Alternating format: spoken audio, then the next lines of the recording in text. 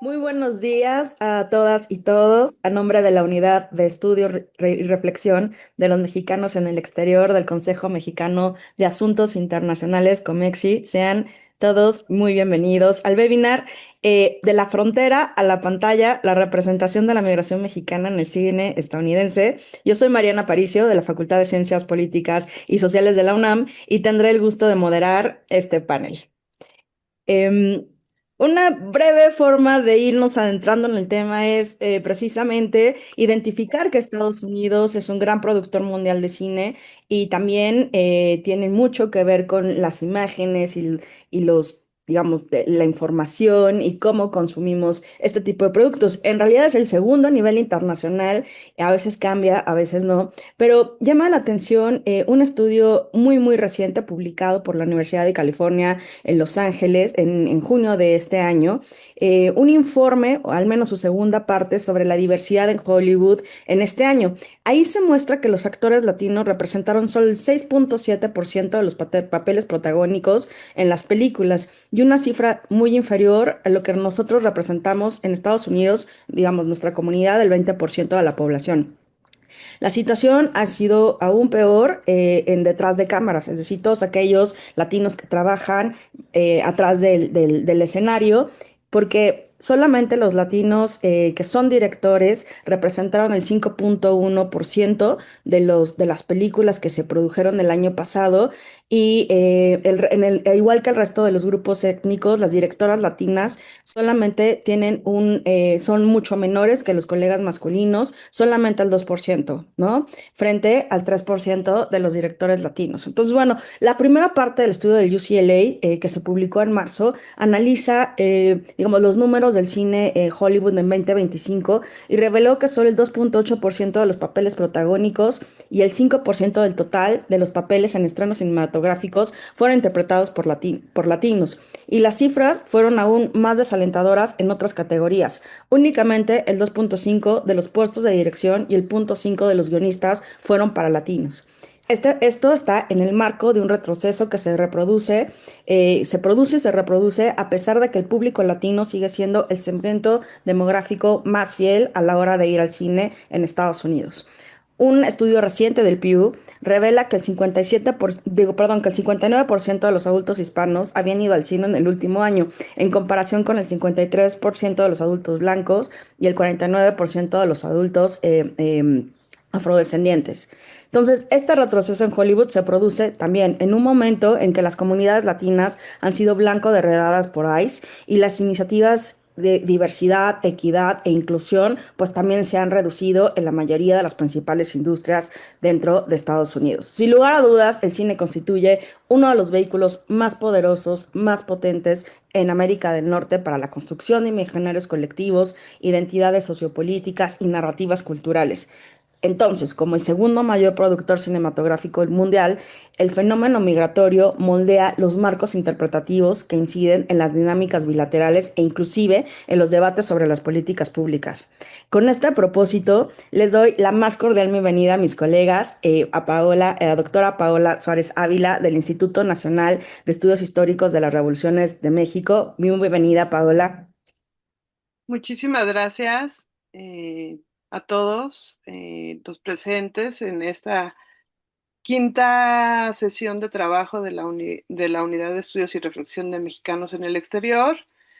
Con el gusto de presentarles a ustedes pues una primera visión de lo que ha sido la formación de este cine, un cine chicano, un Paola, cine... si quieres, antes de empezar tu análisis, déjale dar la bienvenida a los otros colegas. Ah, perfecto, Y ya te perfecto, regreso la palabra, perdón. perfecto. Bienvenida también la doctora Almendra Ortiz de Zárate Béjar, directora de la Facultad de Estudios Globales de la Universidad de Anáhuac, México. Bienvenida, Almendra. Muchas gracias, gracias Mariana.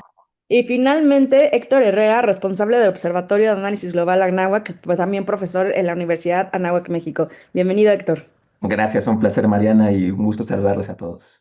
Bueno, cada uno de ellos va a analizar una película que previamente ellos seleccionaron y su criterio fue permitir cubrir las diversas problemáticas asociadas con la migración desde el fin de la Segunda Guerra Mundial hasta la época contemporánea. Al tratarse de producciones de Estados Unidos, que son comerciales y de amplia difusión, pueden ofrecernos un reflejo crucial de las tensiones sociopolíticas en distintas épocas. Entonces, ¿qué les parece? Vamos a descubrir cuáles fueron las películas seleccionadas y comencemos con nuestro primer bloque. La pregunta inicial, y ahora sí te la dirijo a ti, Paola, directamente, cómo se retrata históricamente la migración en el cine? Por favor, adelante. Ujú.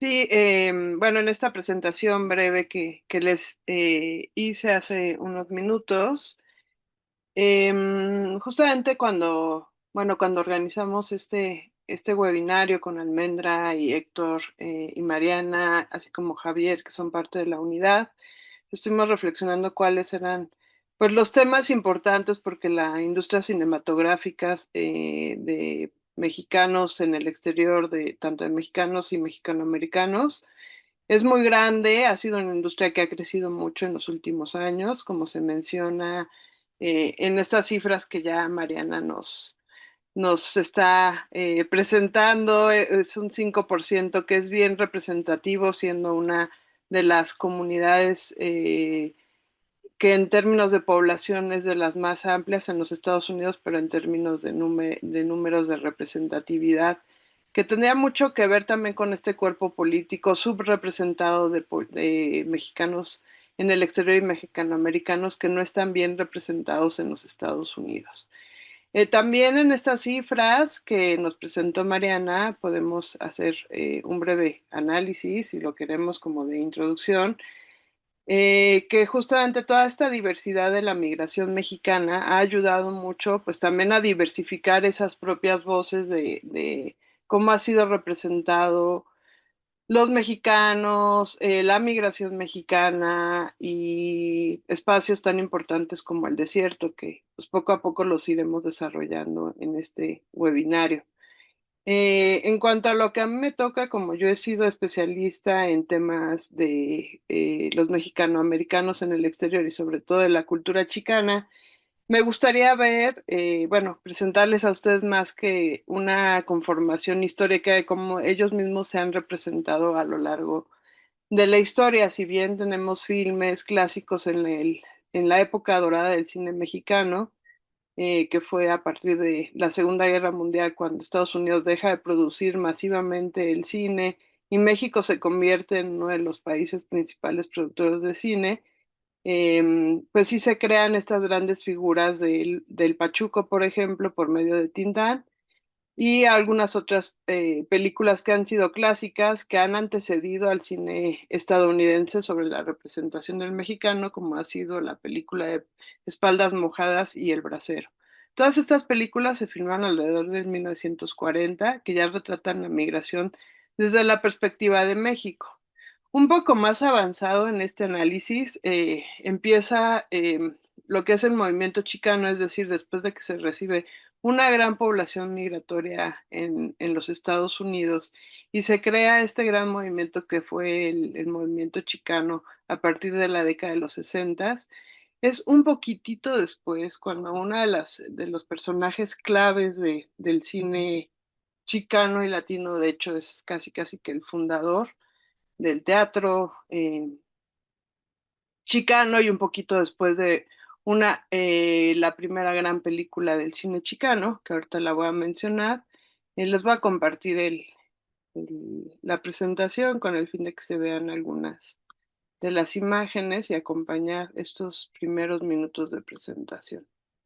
Entonces, bueno, bueno, esto ya les mencioné, esta persona o este gran digamos, creador, creativo, una persona que sigue hasta la fecha siendo importante en la comunidad latina, tan importante que acaba de hacer, eh, se acaba de hacer un documental sobre su vida y presentado, y justamente el día de ayer tuve la noticia de que en los teatros, grandes teatros de San Francisco, se están presentando la vida y obra de Luis Valdés, ¿no? Luis Valdés funda en 1960, un poquito antes, el Teatro Campesino, y en 1969 dirige una primera película que se considera el primer filme chicano, que es I Am Joaquín, Yo Soy Joaquín, que se basa justamente en un poema de Rodolfo Gorky González, quien fue uno de los grandes poetas chicanos, un poquito previo a la aparición del cine chicano. Es decir, primero se desarrolla dentro de la cultura chicana el teatro y la literatura, y un poquito después la cinematografía. ¿Por qué es importante esto? Porque podemos decir que el cine chicano, al igual que pasa en el cine mexicano, en el gran cine de la época de oro, las tradiciones populares son las que insertan y las que van marcando las tradiciones de cómo definir a algunos personajes, incluso los diálogos, ¿no? El título de I Am Joaquín, que es uno de los poemas más analizados dentro de la cultura chicana, es porque se reivindica la figura de definir al propio sujeto, es decir, en este caso el sujeto chicano, el sujeto mexicano, a partir de su propio conocimiento y de su propia letra y de su propia teatralidad, como sería en el teatro ya de Luis Valdés, y en su propia cinematografía. Esta es una primera película. Yo ayer estuve analizando el inicio de esta película, y en realidad pues es una propia historia del pueblo chicano, ¿no? De cómo se narra desde la historia de la colonia en México hasta la llegada de los mexicanoamericanos a Estados Unidos, y bueno, finalmente todo este conflicto que tienen en los años 60, que coincide, y con esto quisiera acabar mi primera aportación aquí en el foro. Que justamente coincide todo este movimiento chicano con el levantamiento de los movimientos de los derechos civiles de los Estados Unidos, que amplía las voces de definición no solo de los chicanos, sino también de otras comunidades minoritarias, como lo serán los afroamericanos, los asiático-americanos, y bueno, muchas otras minorías que han sido desde entonces, desde los años 60, cuando se termina esto que se llama el gran periodo del Jim Crow, de la segregación estadounidense, y empieza un periodo de representación, de diversidad y de equidad todos los tipos de producción, incluyendo el teatro, la radio, la tele y el cine especialmente, que pues es nuestro tema. Entonces, bueno, esto yo lo pondría como la base del cine chicano o latino, lo que llamamos ahora. Muchísimas gracias, Paola. Creo que los vamos identificando, ¿no? Cómo históricamente se ha retratado la migración con este grupo en particular dentro de Estados Unidos. Pero la pregunta para Héctor y Almendra sería, ¿cómo se trata la migración en el cine a partir de cada una de sus obras? ¿Les parece si le doy la palabra a Almendra y luego Héctor? Por favor. Muchísimas gracias, Mariana. Muchas gracias a todos por acompañarnos. Yo también voy a compartir una, una presentación. Y bueno, a ver, la intención de nuestro webinar pues era también irlo haciendo en una cronología lógica, ¿no? Entonces yo voy siguiendo el tiempo después de la presentación de Paola. La presentación que yo elegí se llama A Better Life, y pues me parece que es una película interesante para analizar por varios motivos. A ver, bueno, ¿qué película es esta y qué características tiene? No, esta película fue dirigida por Chris White, el guión de Eric Eason. Es les digo, de 2011. Ahorita les digo por qué esto es interesante. Y el reparto central se encuentra a manos de Demian Bichir y José Julián. A ver, el motivo por el que yo elegí esta película es porque fue una película que estuvo nominada al Oscar en 2012, ¿no?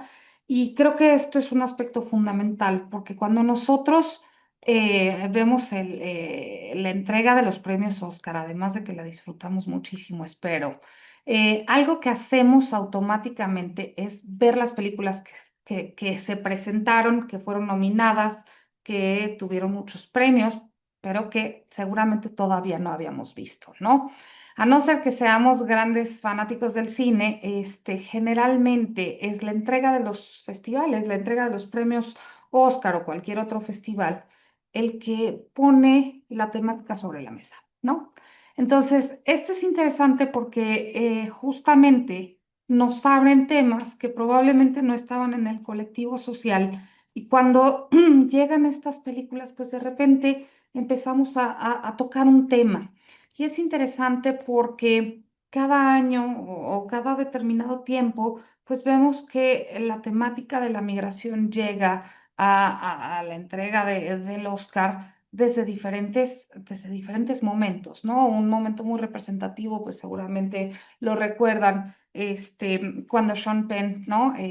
Pues habló ahí del tema migratorio, cuando iba a entregar uno de los premios. Entonces, de alguna manera se toca o cuando se hace alguna acción para demostrar algún descontento o para mostrar que se está a favor de cierta prerrogativa política, etcétera.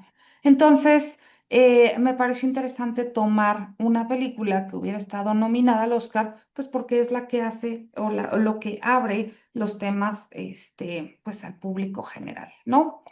¿De qué se trata esta película? A Better Life.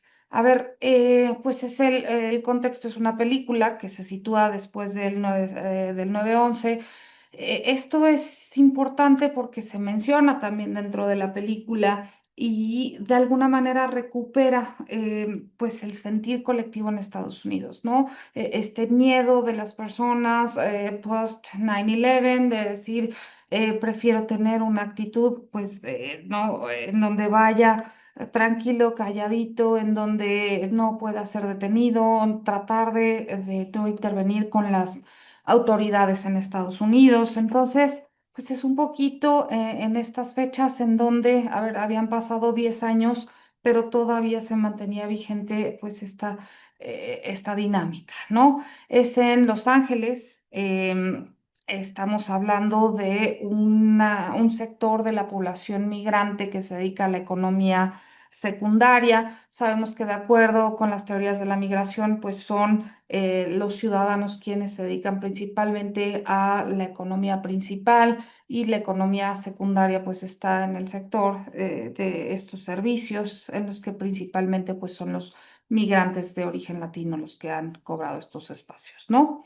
En esta película, los personajes principales son Carlos y Luis. Carlos es un jardinero mexicano, es un padre soltero, es indocumentado y tiene la estrategia de pues construir una mejor vida, por eso la película A Better Life, a través de tres acciones, ¿no? Trabajar, callar y no llamar la atención. Y hay varios momentos en la película en donde este personaje pues así lo manifiesta, ¿no? Yo voy calladito y entonces no voy a llamar la atención para que no pueda tener ningún problema con las autoridades y no sea deportado. Por otro lado está Luis, que es un adolescente nacido en Estados Unidos. Él ya es ciudadano estadounidense y lo que quiere pues es escapar de la precariedad que define la vida de su padre y pues piensa que el sueño americano está hecho para él y puede conseguirlo. Voy a presentar 1 minuto 40 segundos de esta película, pues para que podamos tener una mejor imagen y una visibilización de lo que estamos platicando. Em, Comparto en un segundo.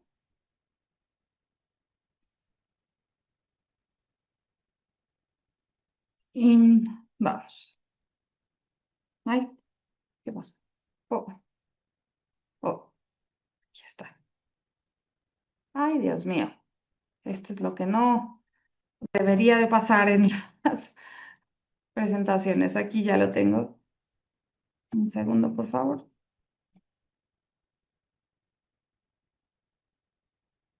Sí, listo.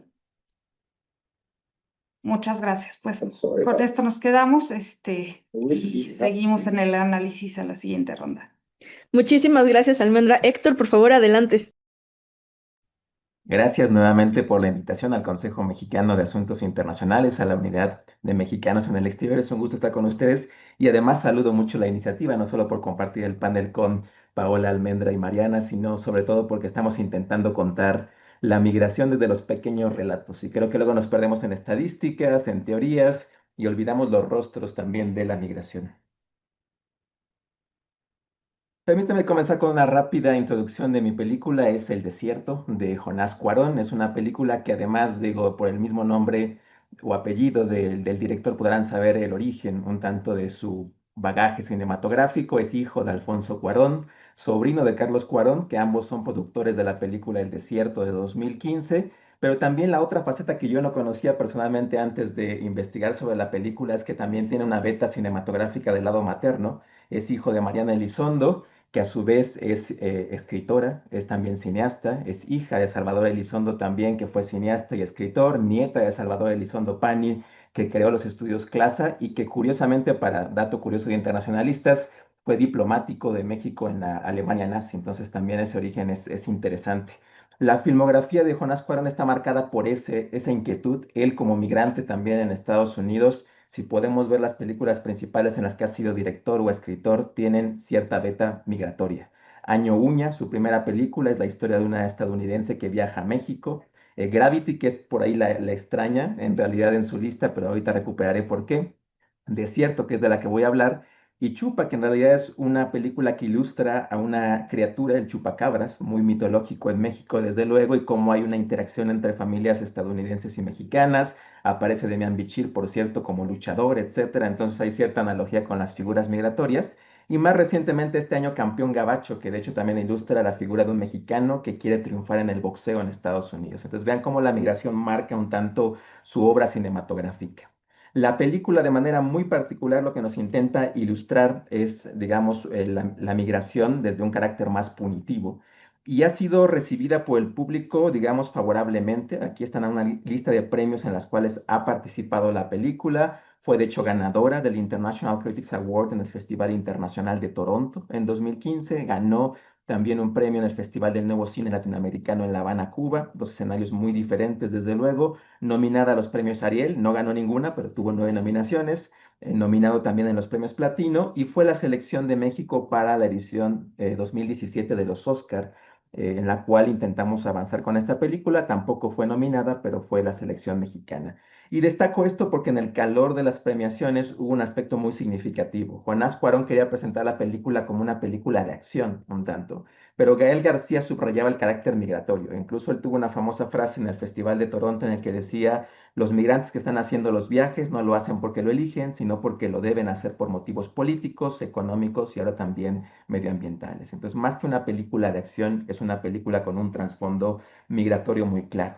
Y si nos situamos en el contexto particular en el cual la película se desarrolla, pues resulta mucho más claro. La película se estrena en 2016 en Estados Unidos. Recordarán que fue el año electoral en ese país, que fue la elección de Donald Trump como presidente, que en el contexto de la película había lanzado su candidatura con esta famosa frase de los mexicanos nos envían lo peor, criminales, violadores, asesinos, que gana la presidencia en 2016 y que además lleva el tema migratorio a las elecciones. No es que estuviera ausente antes, pero él lo vuelve un punto central del debate político y social. De manera que esta dicotomía entre las políticas migratorias, la deportación masiva que propone Trump en su momento, la construcción del muro que también él señala como propuesta y que incluso intenta vender como México la pagará eventualmente, el fin de DACA, etcétera, en ese debate pues encontramos la película con una recepción particular. Es un tema que despierta mucha controversia y creo que en esa lógica la película ilustra muy bien muchos de esos temas polémicos. Aparece una figura que voy a retomar después, la del desierto, pero sobre todo quiero enfatizar que la película retrata esta idea de persecución. Es un grupo de migrantes que son dejados, digamos, a la intemperie y abandonados, y eventualmente son perseguidos por un vigilante quien comienza a cazarlos, básicamente, y vemos entonces la persecución de los migrantes en un espacio como el desierto. Esto retrata la narrativa de seguridad, claramente, retrata la violencia que los migrantes desde luego experimentan durante sus cruces y sobre todo nos muestra una cara poco conocida o poco señalada de la migración, que es la privatización de la violencia. Cuando alguien de manera individual toma un rifle y decide cazar migrantes, se convierte, digamos, en una especie de justiciero desde su punto de vista. Retrata esta lógica social, digamos, y más privada. Nos muestra también la migración como resistencia. Contestando a la pregunta que mencionabas, Mariana, al principio, la migración aparece como una resistencia. Los migrantes tienen que resistir a la intemperie climática, a la hostilidad del desierto, pero también a un persecutor, digamos, que los sigue por todo este espacio y que además pues amenaza con eliminarlos en esta lógica. Y el desierto aparece como esta frontera, digamos, un no lugar muy particularmente. Y de manera muy clara, además, y una parte con la que me quiero quedar en esta primera reflexión, es que la película nos invita a desafiar las teorías que enseñamos en el aula. Las teorías de la migración a menudo nos muestran datos, estadísticas de manera muy clara, nos muestran particularmente si en verdad, digamos, se encajan esos datos estadísticos y esas abstracciones que hacemos con la realidad y pone a prueba muchas teorías. Algo que siempre señalo en aula es tendemos en las teorías de migración a enfatizar mucho las causas de la migración, las condiciones económicas de la migración, los factores estructurales que llevan a la migración y nos perdemos un poco de otros aspectos que ilustran la migración desde abajo. Las redes migratorias, por ejemplo, que también es alguna propuesta teórica, cómo los lazos familiares son importantes, desde luego, cómo hay cierta reacción de los actores locales hacia la migración y además cómo existe una industria de la migración desde quien cruza ilegalmente a los migrantes, el que también forma parte hasta vendiendo artículos. Hay un famoso texto de La Marea que recomiendo mucho leer, 2021, muy cortito, que ilustra la industria que existe en la frontera en Arizona, que hasta te venden los, digamos, envases de agua pintados de negro para que no reflejen la luz y seas detectado en el desierto, por ejemplo, zapatos con suela de alfombra para que tus huellas se vayan borrando conforme caminas, hay toda una industria que también acompaña al cruce migratorio de la cual conocemos muy poquito. Y creo que en esa lógica lo que esta película nos invita a hacer es en buena medida reflexionar sobre el otro lado de la migración. No el migrante como un trabajador migrante, sino también el migrante como una entidad, como alguien que tiene dignidad humana y que además forma parte de una familia. Entonces el lazo afectivo, la migración como proyecto afectivo se ilustra en la película, la idea de Moisés que intenta regresar para reunificarse con su familia, de Adela que sale de su país porque su familia patrocina su viaje para huir de la inseguridad que vive en México, nos remuestra un rostro más complejo de la migración. Y yo me quedo con esa primera idea en la mesa porque la migración es mucho más compleja de lo que a veces intentamos aterrizar en las aulas, ¿no? Gracias por el espacio y ahorita regresamos, no se vayan. Muchísimas gracias, Héctor. Sí, en efecto es demasiado complicada y creo que nos han mostrado distintas imágenes o sentimientos respecto a cuando nosotros vamos al cine y lo que nos proyectan esas imágenes. Y en ese sentido, me gustaría preguntarles a los tres cómo ha contribuido el cine a la construcción de la imagen social de la migración, por ejemplo, y del desierto como barrera física entre México y Estados Unidos a lo largo del tiempo. Paola, por favor, adelante. Sí, gracias, Mari. Bueno, en esta construcción de los distintos espacios, sujetos e inclusive de la migración como tal, pues ha habido distintos autores. Justamente yo elegí una película que se llama Santana American Me, que es una película que dirige Edward James Olmos en 1992 y la cual se convierte pues un escándalo en todos Los Ángeles, inclusive en toda la comunidad latina de productores cinematográficos por el tema que se aborda, ¿no? Y justamente pues yo ahorita es lo que voy a discutir un poco. Luis Valdés es el primero que incluye a Edward James Olmos en un gran personaje dentro de una película que él realiza en 1982 que es So Sweet y Edward James Olmos es quien lo representa, ¿no?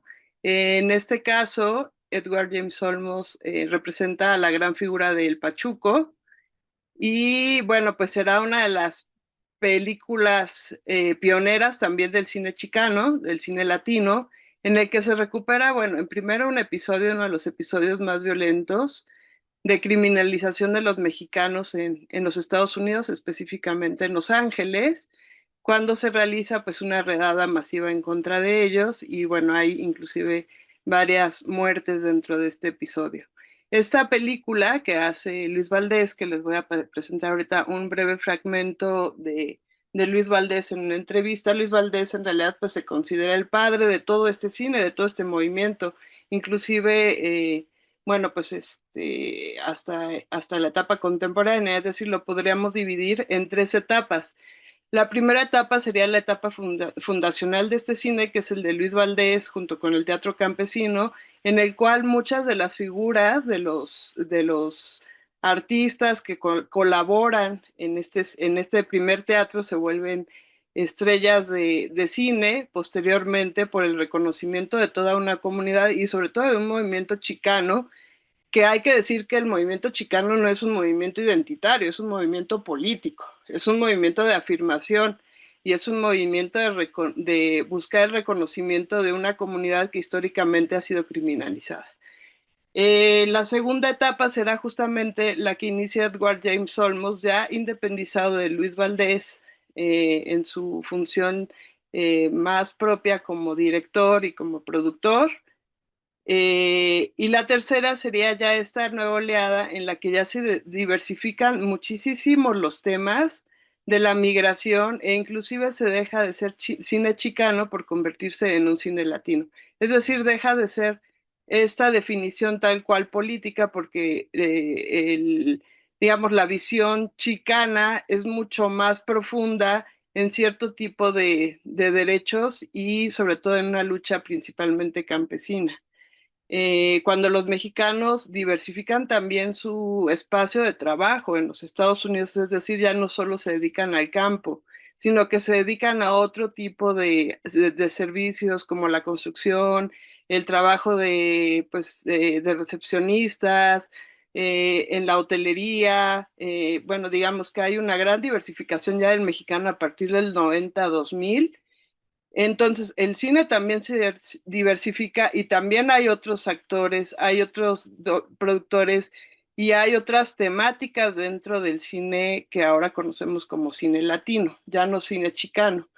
Aquí yo pondría las palabras de Luis Valdés, que me parecen importantes, detonantes, porque igual que el cine mexicano, que tuvo su tradición en los teatros de carpas, el cine siempre viene, aun cuando llega un momento en el cual se vuelve una voz hegemónica dentro de la industria, el cine siempre tiene una voz popular de inicio, de arranque, una voz muy fuerte que viene de movimientos artísticos propios de la gente, en este caso del movimiento artístico chicano. Luis Valdés, pues obviamente es reconocido como el padre de toda esta cinematografía, que después, pues obviamente se diversificará por las propias características de la movilidad y la movilización de los mexicanos en el exterior. Entonces comparto, a ver, vamos a ver, está acá.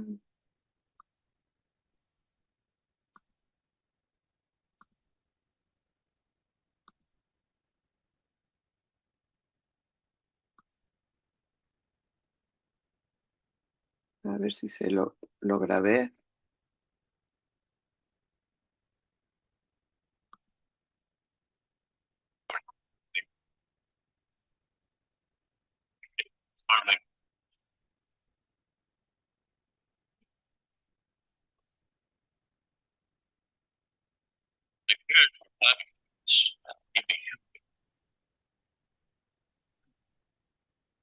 Vemos bien el video, pero el sonido no está.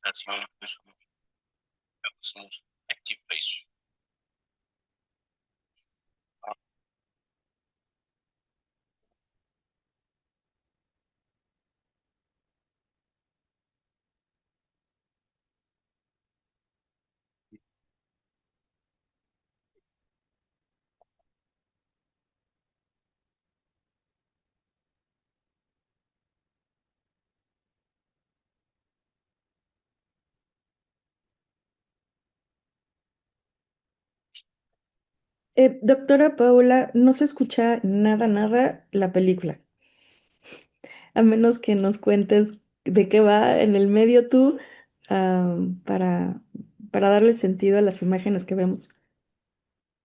Ya está. Yo creo que con eso es más que suficiente. Creo que se vieron las imágenes pues más importantes de lo que fue la marcha de importante, la más larga marcha que ha habido de migrantes mexicanos que convocó César Chávez. Aparecen las figuras de César Chávez también como el gran líder y algunas de las imágenes también que aparecen ahí son el teatro campesino. Ustedes pueden ver la reproducción básica de pues de este primer cine, es decir, a ver, no hubo una formación de actores mexicanos en los Estados Unidos, obviamente, sino que fue a partir de este movimiento, gran movimiento chicano. Luis Valdés es el que propone que el teatro no se haga en las universidades, sino que se haga dentro de los propios campos agrícolas y que se trabaje con los estudiantes de las universidades, pero que se haga esta práctica y este trabajo con los propios campesinos, por eso se llama teatro campesino. De aquí, bueno, ahora sí me voy a la presentación, la mía. Tenemos justamente esta película donde ya Edward James Olmos pues ya está trabajando como el Pachuco propiamente en 1982, o sea, 20 años después de esta primera edición de un gran poema que es el de I Am Joaquín. Tenemos después la película de American Me, ya 10 años después, una película dirigida y encarnada ya directamente por Edward James Olmos, en donde ya esta figura, lo que estábamos viendo en el video anterior, voy a poner esto en presentación grande. Lo que estábamos viendo ya sobre este gran movimiento chicano y esta épica del, de- del movimiento chicano, en realidad ya empieza una deconstrucción propia del mito del movimiento chicano que trabaja Edward James Olmos y que hace presente el problema de las pandillas en Los Ángeles, el problema de una sociedad mucho más decadente y con pocas esperanzas para los mexicanos en el exterior. Y sobre todo, bueno, lo que se trata de trabajar Edward James Olmos dentro de toda esta línea, porque es un heredero del cine de Luis Valdés, es ver cómo hacer una autocrítica, un autopensamiento de la comunidad chicana y reducir estos niveles de violencia que hay dentro de sus propios espacios. En este caso, Los Ángeles. Aquí, bueno, esta es una foto de una banda de Los Ángeles que comparte una comunidad de Facebook como parte de su memoria histórica. Sin embargo, se cuestiona un poco que estas bandas se relacionen simplemente con el crimen, ¿no? O sea, como esta gran criminalización que se ha hecho sobre los grupos mexicanos, sino se ve un poco la reflexión, ¿no? A la que se ha llegado dentro de la comunidad chicana es que estos, más que ser bandas, han sido espacios de defensa contra la exclusión, ¿no? Finalmente han sido espacios en donde ellos han podido manifestar inclusive pues su propia identidad, ¿no? Como el Pachuco, en el caso de Edward James Olmos brinca de Sotsuit, que es el Pachuco, brinca, el Pachuco a los 40 brinca al Cholo de los años 80 y de los años 90, que fue mal representado en el cine estadounidense por otros directores, y Edward James Olmos pues le trata de dar una cara distinta a esta comunidad. Es un realismo extremo, es decir, ya no es una utopía, se representan las cosas de manera muy cruda. Si ustedes ven la película, pues es una película bastante dura, bastante cruda y bastante crítica para la propia comunidad latina, lo que generó pues muchísimas críticas al cine de Edward James Olmos. De Edward James Olmos pasa esta nueva generación, ya un poco más ligada con las tendencias, el desarrollo tecnológico de la propia cinematografía, y Robert Rodríguez quien logra hacer un siguiente paso dentro de la producción del cine chicano latino, que también de cierta manera es heredero de este cine de teatro campesino por la forma en la que él produjo. Es un gran ícono esta película, la del mariachi, dentro del cine independiente, porque es una de las producciones con presupuesto más bajo en toda la historia de Hollywood, que logró pues una captación en taquilla impresionante, lo que le ayudó a hacer una trilogía de este mismo personaje y con estos mismos actores. El gran mérito de Robert Rodríguez es justamente que pues es celebrado no solo dentro de la comunidad chicana y latina, sino que también es celebrado por festivales como Sundance por la apreciación pública. Estos son, por ejemplo, si hacemos un recuento de los filmes pasados, incluyendo el primero de Luis Valdés, que fue también cine independiente, y las películas que en general han sido representativas de la comunidad latina, podemos ver con esta tabla que hay una tendencia a que sea cine independiente, es decir, no está absorbido por la industria. Solo tenemos la película de American Me, que sí fue producida por un estudio, así como La Bamba de Luis Valdés y Selena. Las que tienen, si ven ustedes, tienen un poco más, de hecho sube mucho el presupuesto. Los presupuestos de estudios son mayores de 6 millones y los de las producciones independientes son de entre 1 y 3 millones, ¿no? O sea, no sube mucho la producción. Aquí lo que me gustaría es que ustedes pudieran ver el caso del mariachi, que es realmente el presupuesto mucho más bajo, que son $7,000 para el rodaje más, pues una cantidad más para la postproducción. Y lo que se denota aquí es también la capacidad que tuvo Robert Rodríguez de hacer producción. Dicen que él no tuvo ningún error, así literal, en esta crítica que le hacen de Sundance, que por lo cual le otorgan el premio, no tuvo ni siquiera error a la hora de grabar. Él hace parte y la mayor parte de su filmación por el bajo presupuesto en una localidad de México, es decir, traslada esta producción, la traslada a México, siendo aún una producción estadounidense, pero pues logra producir con un recurso mínimo y bueno, pues se vuelve todo un fenómeno dentro del cine chicano. Esto con el fin también de incentivar a otros jóvenes que tienen bajos presupuestos y que no alcanzan a entrar a estas élites de Hollywood, siendo mexicanos o mexicanoamericanos, pero que es pues un gran aliento, ¿no? Pues es un indicador, digamos, esta película es un indicador de que sí se puede realizar este cine de forma independiente, de muy buena calidad y con una coproducción que podríamos hablar, ¿no? De las grandes industrias del cine entre México y Estados Unidos, porque compartimos la frontera, de cómo se puede atraer también mucho talento hacia México y al revés, ¿no? De mucho talento de México hacia los Estados Unidos. Bueno, estas ya serían como algunas, o sea, yo podría poner aquí que si hay un brinco, ¿no? A partir de el mariachi, ¿no? Justamente cuando se logra este gran éxito del mariachi es, pues, ver eso, ¿no? Como nuevas generaciones ya mexicanoamericanas, ya no tanto en este marco chicano, narran una migración con una voz propia sin la mediación del estereotipo. Es decir, ahora, pues, el mariachi es creado por un propio mexicano-americano pues sin esa mediación justamente porque no participó dentro de los estudios y porque fue una producción independiente, no hubo digamos, una estructura, sino una reflexión propia de la comunidad mexicano-americana.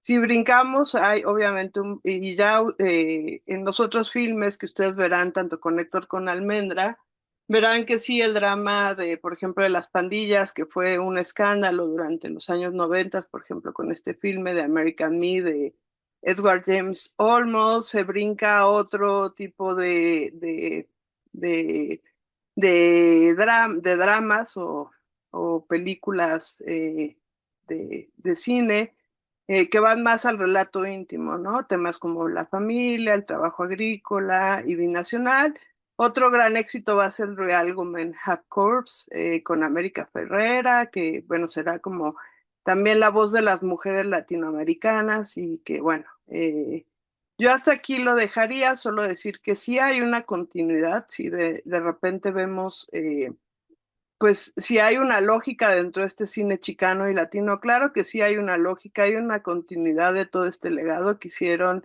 tanto Valdés como Olmos y muchos otros, entre ellos también Robert Rodríguez, en generar una voz propia, ¿no? Yo creo que eso es lo importante, ¿no? Que muchos de ellos tuvieron pues que sí que brincar, inclusive trabajar, ¿no? Desde el teatro campesino, es decir, trabajar desde los campos, el propio teatro y el cine, para lograr a esos personajes, ¿no? Que no es un guión de Hollywood, sino que es una cultura propiamente mexicano-americana. Entonces, bueno, yo aquí diría nada más como conclusión que esto nos sirve también como pues la pantalla como para nosotros los historiadores sirve mucho como un archivo de memoria de los migrantes. Muchas gracias, Paola, por esta presentación. Almendra, te paso la palabra.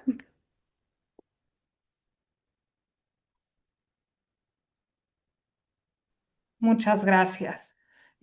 Bueno, pues para continuar con la conversación y hacer respuesta a tu pregunta, ¿cómo ha ido contribuyendo el cine en la construcción de la imagen del migrante? Bueno, pues he tomado tres conceptos fundamentales. El primero es criminalización de la migración, el segundo tiene que ver con lazos familiares y el tercero con identidad. Entonces, sobre la criminalización de la migración, creo que aquí vale la pena retomar este concepto de crimmigration de Juliet Stumpf, que, bueno, pues nos plantea que ha habido una creciente convergencia entre el derecho penal y el derecho migratorio. Es decir, pues cada vez se ha criminalizado más a la migración. Justamente en la película hay un acontecimiento que es clave, que hay una infracción de tránsito, ¿no? Y esto conlleva, no quiero hacer un spoiler, pero lo voy a hacer. Esto lleva a que detengan al personaje principal, a Carlos, y eventualmente lo deporten, ¿no?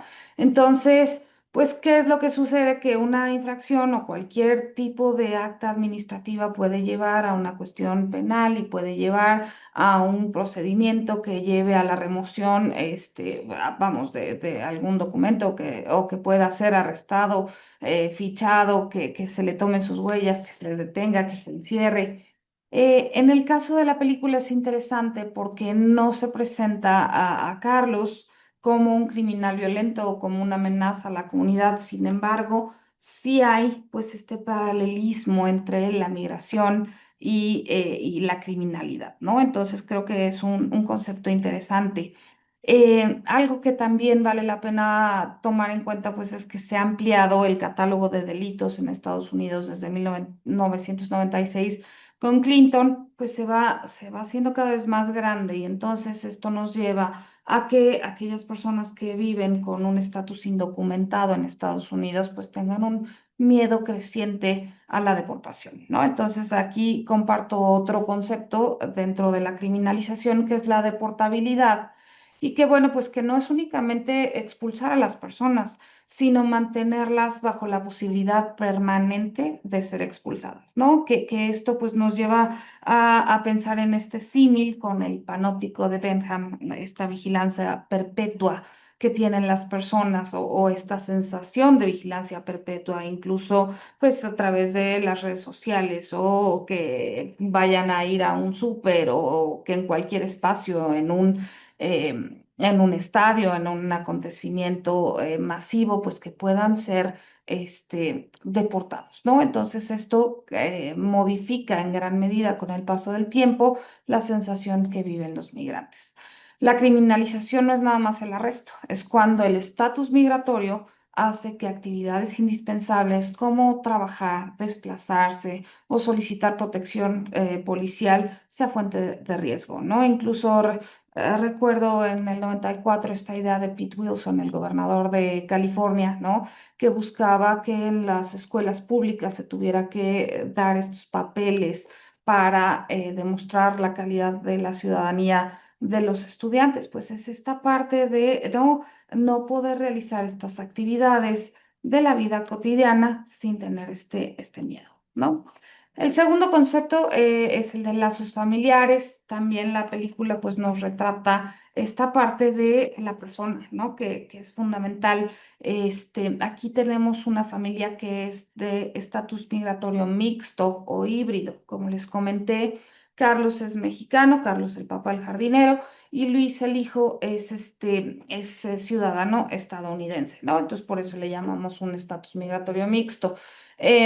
Y vemos ahí pues que se da un proceso de reconstrucción familiar a través de una familia extendida cuando no hay deportación.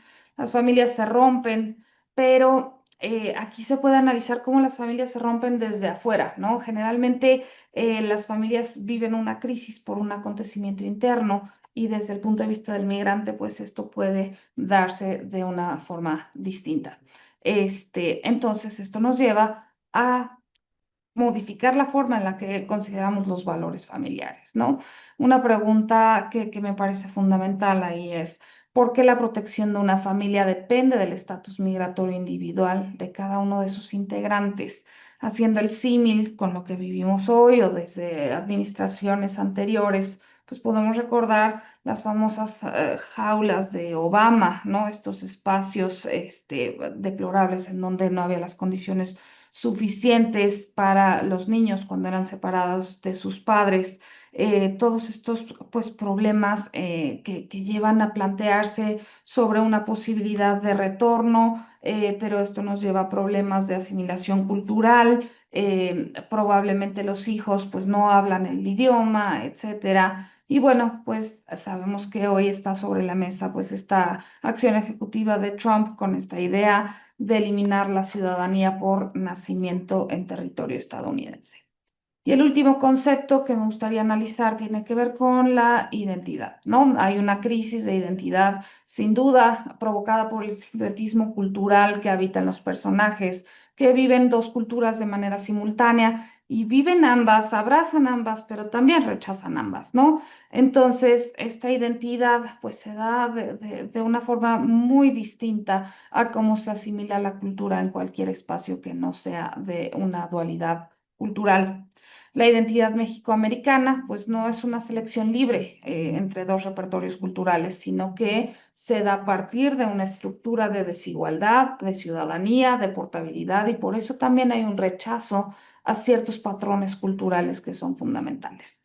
Em, Aquí pues ya no entran las teorías tradicionales de la cultura, de la asimilación cultural, no se trata únicamente de compartir el idioma, la religión, etcétera, sino que pues se dan todos estos aspectos que van conformando también los lazos familiares y que hacen que la identidad se viva de manera distinta.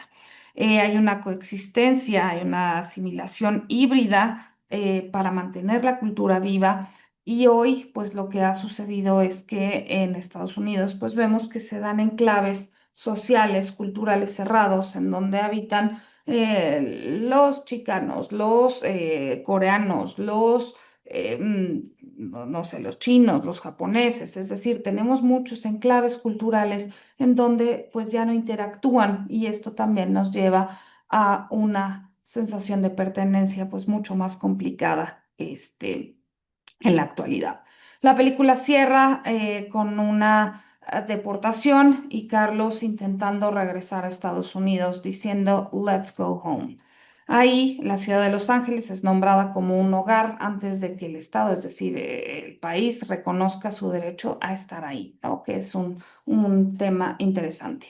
La pertenencia social, laboral y afectiva precede al reconocimiento jurídico, ¿no? De la ciudadanía y pues esto obviamente entra en conflicto con él. Pues hasta aquí mi participación. Muchísimas gracias. Gracias, Almendra. Por favor, Héctor.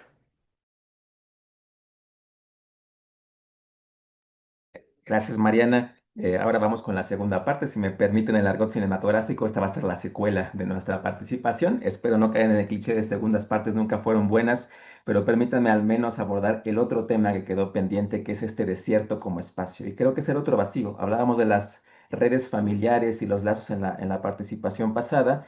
En esta quiero poner otro punto en el vacío, digamos, de las teorías migratorias. Siempre hablamos del lugar de origen y las condiciones, hablamos del lugar de destino y las condiciones, Pero ¿qué pasa en el medio? ¿Cómo llegaron a digamos, tránsito particular que los llevó al punto de destino? Entonces, en este capítulo particular de la película, el desierto juega un papel claro.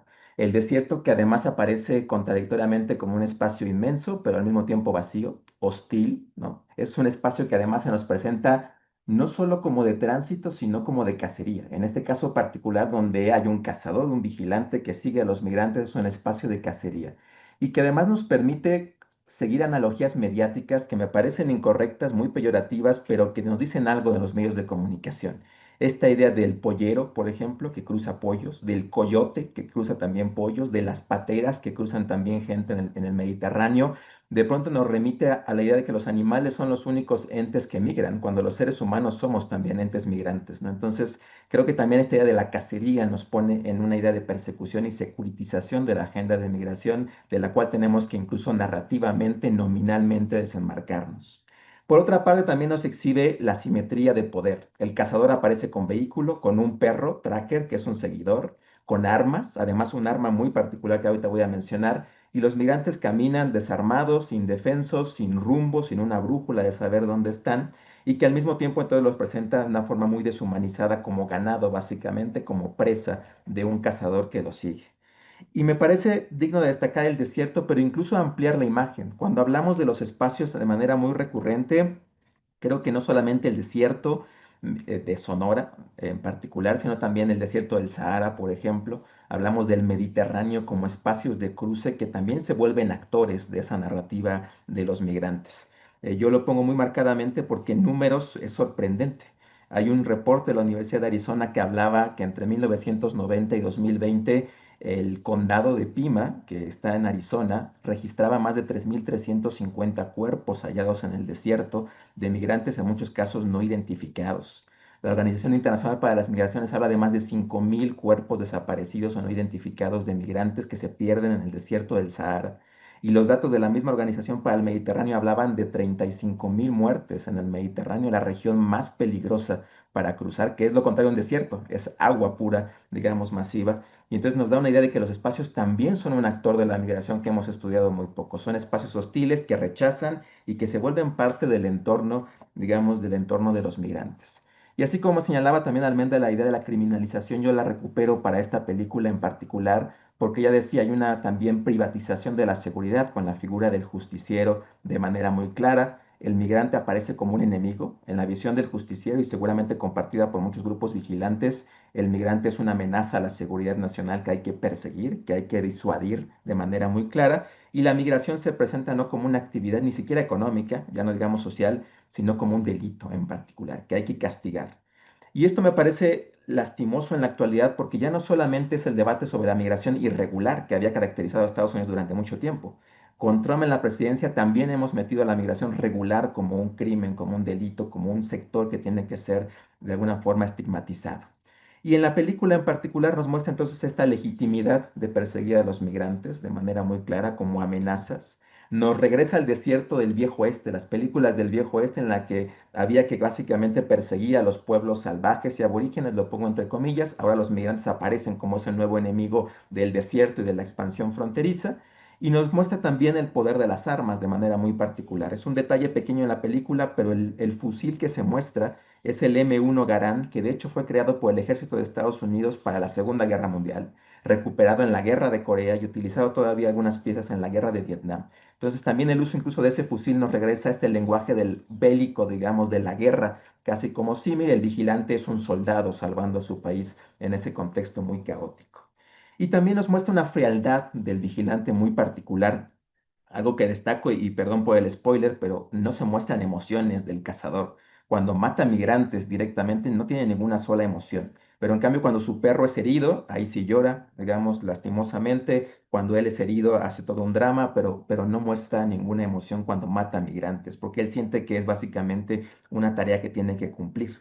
Y lo que nos revela de fondo es un drama mayor, digamos, en la narrativa de la migración, que es la inseguridad producida, uno, indirectamente por el Estado. Y Almendra hablaba sobre cómo las reformas migratorias han elevado la criminalización de la migración, pero también cuando el Estado está ausente. En la película, la Guardia Fronteriza aparece en una sola escena, le pregunta al cazador qué hace por ahí y se va como si nada y nunca más vuelve a aparecer en toda la película. Entonces también revela cómo el Estado ha puesto las condiciones para que los migrantes sean forzados a atravesar el desierto en condiciones básicamente de muerte y al mismo tiempo se ausenta. No está ahí para salvar migrantes, tampoco está para detener vigilantes, simplemente deja que el desierto haga su trabajo y entonces también la ausencia del Estado genera inseguridad. Y digo, esto es muy interesante porque a menudo en la migración hablamos sobre cómo el Estado con políticas punitivas lleva a la muerte, pero también a veces la ausencia del Estado también lleva a esa misma muerte, ¿no?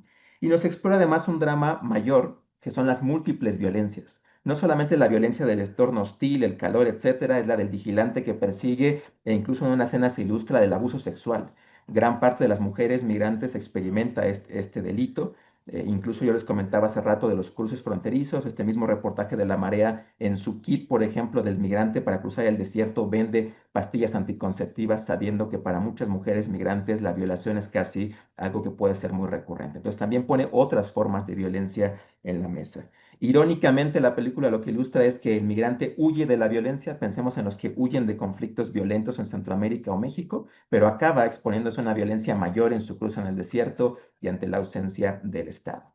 Y por último, lo enmarco esto en términos, digamos, más teóricos, cuando algunas teorías como la biopolítica nos dicen cómo se gestionan los cuerpos, la movilidad humana, pero también de manera muy particular la necropolítica, cómo se gestiona la muerte. Ya les hablaba ahorita de los datos de cómo en realidad cruzar estos espacios resulta pues completamente casi una sentencia de muerte y por esta lógica también incorporar esta gestión de la vida y de la muerte en los flujos migratorios resulta particularmente relevante porque al final, pues las políticas públicas, en este caso migratorias, directa o indirectamente, están exponiendo a los migrantes a zonas cada vez más inseguras. Esta política de Clinton de disuadir mediante el castigo, digamos, en realidad más bien elevó la posibilidad de muerte para los migrantes. Entonces, en esa lógica, pues se vuelve un aspecto completamente importante.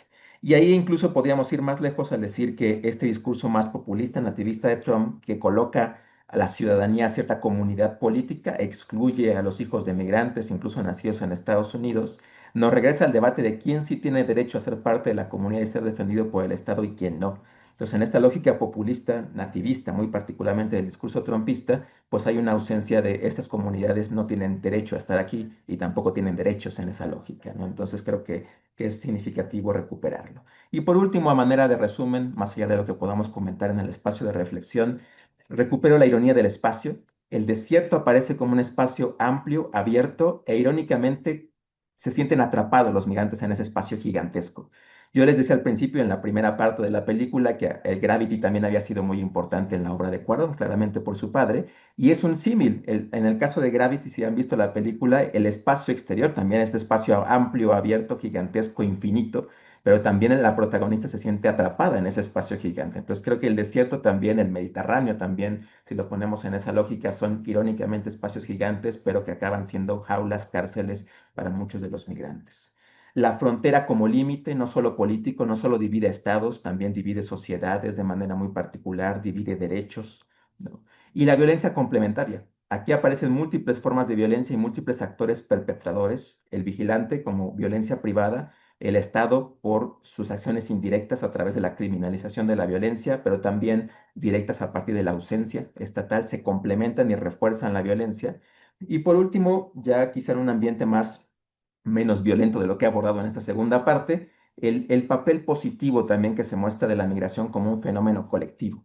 Y lo destaco porque siempre hemos pensado que la migración es un fenómeno colectivo. Pues, sin embargo, en los medios de comunicación fue a partir de las caravanas que comienza a hablarse de la migración como un fenómeno colectivo, pero en realidad siempre ha sido un fenómeno colectivo, de las redes, de las industrias que te ayudan a cruzar, de las redes familiares, de los lazos sociales que te llevan, digamos, a buscar un mejor empleo, condiciones, de la reunificación familiar que ya hablaba Almendra en su película, también en esta, el caso de Moisés. De manera que en realidad siempre ha sido un proceso colectivo y creo que esta película nos regresa al foco a entender esa complejidad de la migración como un fenómeno mucho más amplio, ¿no? Con eso concluyo y gracias nuevamente por el espacio. Un placer estar con ustedes. Muchísimas gracias por las presentaciones. Sin lugar a duda, tenemos un montón de de preguntas a propósito de las reflexiones que nos han dado. Desafortunadamente tenemos muy pocos minutos. Si les parece bien, bueno, agradecemos a Valeria Valle por la pregunta, Francisco González, Gerardo Martínez y un anónimo. Si les parece, les damos 2 minutitos para responder. Voy a leerlo súper rápido. Anónimo nos pregunta hacia dónde se dirige la representación para los mexicanos en el cine estadounidense y específicamente en papeles protagónicos. Gerardo Martínez nos pregunta, siguiendo la pregunta sobre la captura de la cultura mexicana en la pantalla, ¿cómo consideran que representan a la mujer mexicana en el cine estadounidense en el siglo XXI, en contraposición al migrante hualpachuco? Francisco González nos dice qué puede hacer desde los diversos actores en México, así como el mismo cine mexicano para responder a los estereotipos que existen sobre la cultura e inmigración mexicana en el cine estadounidense. Y Valeria nos felicita y continuando con la pregunta de Francisco sobre qué se puede hacer para contrarrestar los estereotipos y la criminalización de la migración de origen mexicano, sería interesante acceder a documentales donde se ve claramente que las personas no son criminales, sino que buscan un mejor futuro y que vienen de orígenes cargados de violencias, despojos, de todo lo que causa el cambio climático, ¿no? Y nos recomienda el documental Darien, el infierno de los migrantes. Pues listo, adelante, por favor. Pau, si lo logras en 2 minutos, estaría increíble. Sí, muchas gracias por todas las preguntas. Es muy interesante continuar con este debate.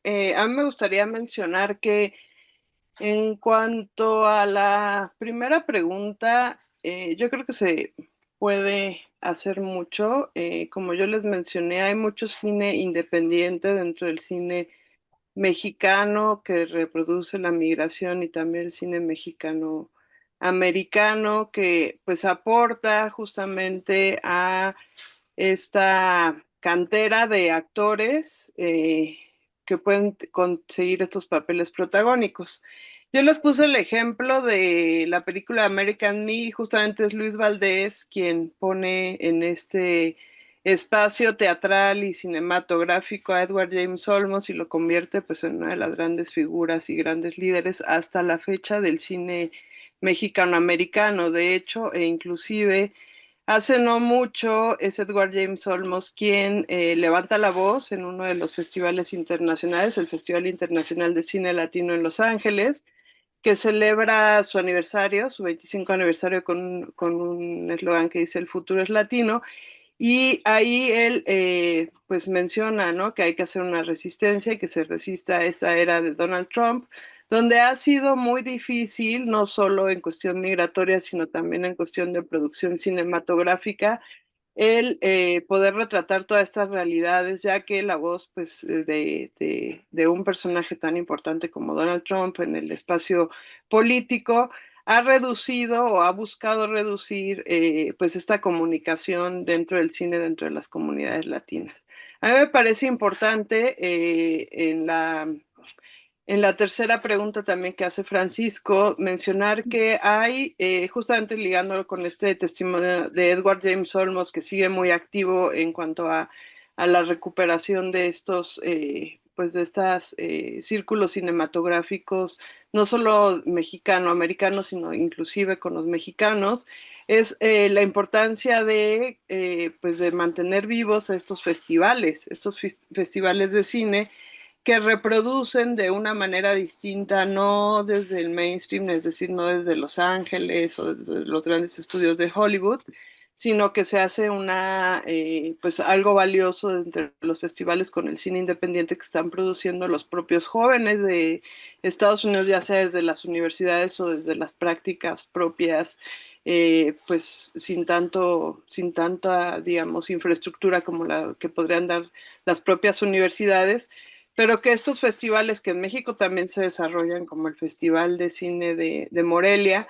¿no? Donde se pueden captar esas representaciones, no siempre y sobre todo en estos periodos donde hay una persecución y un trato pues bastante malo hacia los migrantes mexicanos y centroamericanos y básicamente de toda América Latina, pues es importante tener conciencia de que de que debe continuar esa resistencia. Yo ponía el ejemplo del teatro campesino, que fue pues la formación dentro de una lucha, y esa lucha pues aún continúa. Yo creo que esta, esta parte es importante, y lo que mencionaba Valeria de los documentales pues es otra fuente grande que sí se recuperen los documentales, y por lo cual pues yo les recomendaría mucho que asistieran a los festivales para ver este cine independiente que traza de manera distinta. Muchísimas gracias. Gracias, Pau. Almendra, por favor. Bueno, a ver, voy a tratar de responder tres preguntas en uno, que tienen que ver con los estereotipos y cómo nos deben de retratar. Yo creo que más que preguntarnos cómo nos deben de retratar, es cómo nos debemos de retratar nosotros en primera instancia, ¿no? Creo que tenemos una responsabilidad muy grande en la construcción de nuestra propia imagen y me parece muy interesante revalorar qué es lo que estamos exportando nosotros en el cine mexicano, cómo nos estamos dando a conocer en el exterior, porque en gran medida, pues también desde ahí viene la representación. Yo les recomiendo muchísimo un libro que se llama Relaciones Internacionales, Diplomacia Cultural, Arte y Política Exterior, que editaron hace unos años Damaso Morales, Carmelo Catafi, Jessica de Alba y Rafa Velázquez, en el cual tuve la posibilidad de participar con un capítulo que justo era cine y relaciones internacionales. Y ahí una de las cosas que recuerdo que tocaba era el tema de las plataformas de streaming y cómo hoy se han convertido pues en estos nuevos embajadores de la cultura mexicana, ¿no? Todo lo que nosotros subimos en estas plataformas, las series de televisión que damos a conocer, también tienen una temporalidad y una serie de temáticas que se encierran ahí dentro.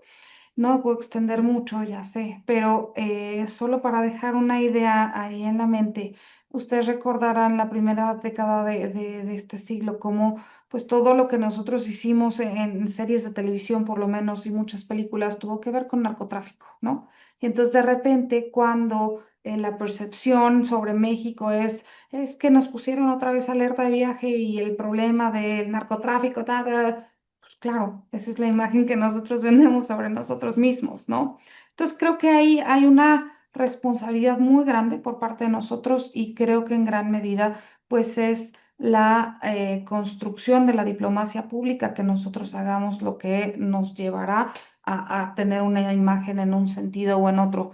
Yo lo que creo que vale muchísimo la pena es que la Secretaría de Relaciones Exteriores tenga muchísima claridad y un acompañamiento muy cercano, pues también en esta difusión de la cultura, en una estrategia de la construcción de nuestra imagen para que se convierta pues también en una herramienta de política exterior a través de la diplomacia cultural y podamos tener una mejor percepción. Muchas gracias a todos por sus preguntas. Muchas gracias, Almendra. Héctor, no te quiero presionar, pero concreta. Pero nos queda muy bien, seré muy breve. De entrada, gracias por las preguntas y el espacio. ¿Hacia dónde se dirige la migración? Es una buena pregunta. Yo diría que se dirige hacia cierto divorcio también. Creo que tenemos que distinguir entre el cine latino y los latinos en el cine, y cada vez es más evidente esa fractura. Tenemos entre 2013 y 2018 5 directores mexicanos ganaron el Oscar. Alfonso Cuarón por Gravity, Iñárritu por Birdman, por El Renacido después, luego Guillermo del Toro por La Forma del Agua y Cuarón por Roma. Y de esas 5 películas, quizás salvo Roma, las demás ilustran dinámicas que no tienen que ver con la migración, con México, con la identidad chicana, etcétera, y son directores mexicanos. Entonces creo que ese es el cine de los latinos en Estados Unidos, Diego Luna en Star Wars, por ejemplo, etcétera.